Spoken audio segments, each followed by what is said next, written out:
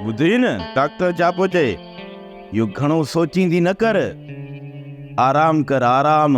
न अदा साईं, अहिड़ी त ॻाल्हि कान्हे का, मां भला छा सोचींदसि। फूफी ज़रूर कुछ सोचो था, बाक़ी रिपोर्ट्स तो सब क्लियर है। बाक़ी हिकिड़ी टेस्ट है एंडोस्कोपी, उन जी रिपोर्ट रहियल आहे। पुट वञण महिल त ॾाढी तकलीफ़ हुयसि, पहिरियां त मूं सोचियो त एम्बुलेंस करायां, पर छा पसा ड्राइवर खे गाॾी खे छिके हली उते पहुचाई। मादे में ॾाढी तकलीफ़ है अदा साईं। इहो बि टेंशन जे करे फूफी, तव्हां परेशान न थियो। अॼुकल्ह त हर टियों माण्हू मैदे जी तकलीफ़ में मुब्तला आहे।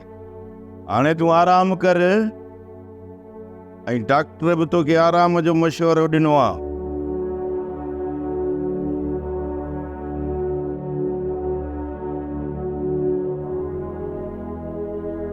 परेशान न थियो, अल्लाह ख़ैर करे। हिकु ॻाल्हि मन नौरोज़ा। हाँ फूफी चओ। मां चवंदी तोसां गॾु हली शहर में रहां। पर फूफी बाबा साईं जी तव्हांखे ख़बर आहे न, बाबा साईं कोन मञींदा। अदा साईं खे तूं चवंदे न त तुंहिंजी ॻाल्हि मञींदो। सची पुछी त मुंहिंजो त हिते साह थो उसाड़जे। मुश्किल आहे फूफी। तूं मुंहिंजे करे हिकु दफ़ो चई त ॾिसीस। मां चई ॾिसांसि थो, पर बाबा आहे त पंहिंजी मर्ज़ी जो मालिक। मूंखे पक आहे त तुंहिंजी ॻाल्हि कॾहिं बि कोन मोटाईंदो। फूफी मौक़ो मिलियो त मां ज़रूरु ॻाल्हि कंदोमांसि। हाणे तव्हां आराम कयो, ओट मोट जे सफ़र में थकिजी पिया हूंदो, मां बि हलां थो, ठीकु आहे?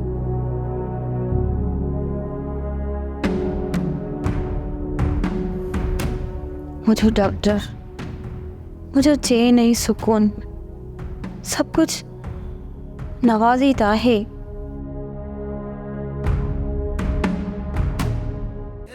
ड्रामा सीरियल चंड ग्रहण तमाम एपिसोड्स ॾिसो हाणे HD क्वालिटीअ में।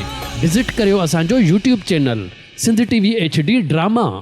सब्सक्राइब कयो असांजो official YouTube channel Sindh TV HD drama ऐं वधीक अपडेट लाइ बेल आइकन खे क्लिक करियो।